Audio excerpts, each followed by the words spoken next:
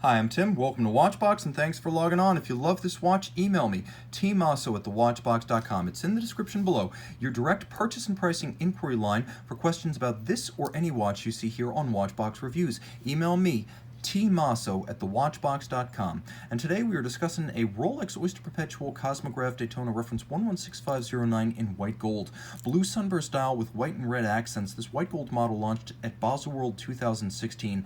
40 millimeters in diameter, the timepiece is exquisitely only 12.2 millimeters thick and measuring 47.7 millimeters lug to lug. If you add the solid end links of the bracelet, it now expands 52 millimeters end to end across the wrist with a 20 millimeter spacing between the lugs. Now the timepiece is substantial, all in white gold with solid center links, solid end links, a milled out Oyster clasp. So let's see how it fits. I can tell you the heft of this watch is almost like a Rolex Platinum timepiece of decades past. That's how substantial it is. As you can see, it sits super low, no issues fitting underneath the cuff.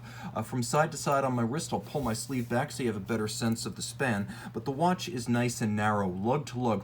The end links do extend it a bit. I can still recommend it for a wrist as small as 13.5 centimeters circumference because you can see just how much clearance and flare there is for the bracelet on both sides. It's really wrapping around my wrist rather than pulling down. Nice and low slung, a great dress watch option, and also a wonderful way to wear precious metal with discretion because aesthetically it looks like steel. I should mention, because you do scratch every watch, this is gray gold. Rolex makes it in its own foundry. It's 18 karat gold, white gold, that's white all the way through. So if you scratch it, it never needs to be replated with rhodium like conventional white gold, and there's no milky yellow substrate underneath. Now you can see the center links of the Oyster bracelet, nicely polished with polished outer faces, satin shoulders, removable links fixed by screws, and as I like to say with Rolex, they know how to gap the underside to vent the wrist and avoid pinching skin or pulling hair. Polished internals, so you know this is one of the high-end Rolex models. You can see there is a lift lock system internally. There is a beak and a hook mechanism, and then it locks a second time by means of a clamshell. Note the polished straight through atop the satin finished clasp. There's even a little kerf to more easily dig your nail in to open up the clamshell mechanism. Inside, Rolex Easy Link, a 5mm quick adjustment system. It's the equivalent of adding or removing one sizable link. You can take it in or take it out, and as you can see inside, there are 3 divots with little tracks leading into their recesses that you can use for changing the anchoring point of the bracelet inside the clasp. Now, moving to the watch itself, the Daytona is a bit of a throwback for Rolex because the case band is not the squared off sheer design we see on the GMTs, the Sea Dwellers, the Subs, and the Explorer 2s. It's a little bit like a thinned out and elongated Datejust or Date-8, and it's graceful for it. You can see how beautifully curved and complex are the curves. Compound curves from every angle, creating a flame-like surfacing effect as light dances over the watch. On the crown side, you can see this is a white gold Rolex triplock crown, 100 meters water resistant, with the large center dot and the small flanking dots that allows you to know it's a gold triplock. Screw-down pushers.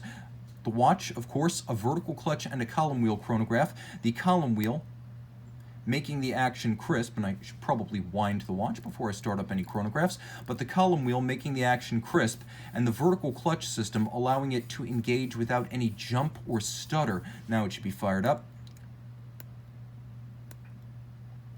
I'll wind it a little bit more.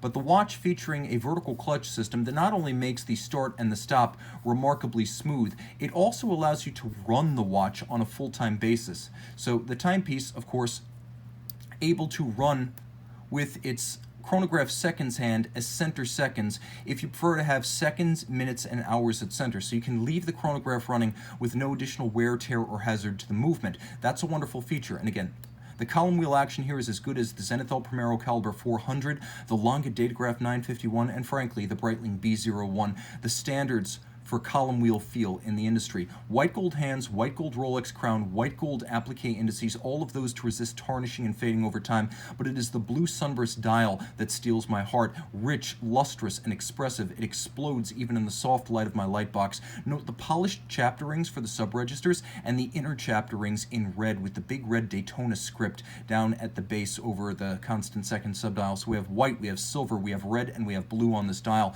Inside the case, 44 jewel automatic winding, 72-hour power reserve, vertical clutch and column wheel, manufactured caliber 4130. It was the first modern Rolex movement to use a ball bearing for its winding rotor for greater shock resistance than the prior jeweled staff system. Now it has a COSC certification, but Rolex goes above the chronometer certification, times the watch fully cased up to run +2, -2 seconds or better per 24 hours. That is the superlative chronometer standard. The timepiece beats away at 28,800 vibrations per hour, and the 44 jewel movement features a full balance bridge with a free-sprung index for shock resistance, an overcoil Breguet hairspring made by hand to keep excellent time in any of the 6 standard positions that Rolex tests. Chronometer test is only 5 positions, so Rolex is going one better with its overcoil structure and regulation. And finally, it is a blue oxidized niobium zirconium hairspring used on this movement, which is highly anti-magnetic. So shock resistant, water resistant, anti-magnetic, suitable as a sports watch or a dress watch with a white gold tachymeter scale bezel for gauging the speed of a car around a racetrack. Email tmosso at the Watchbox for purchase and pricing details. And we're back with the Rolex Daytona in white gold. I don't know if I mentioned, but it also features a stop seconds or hacking function.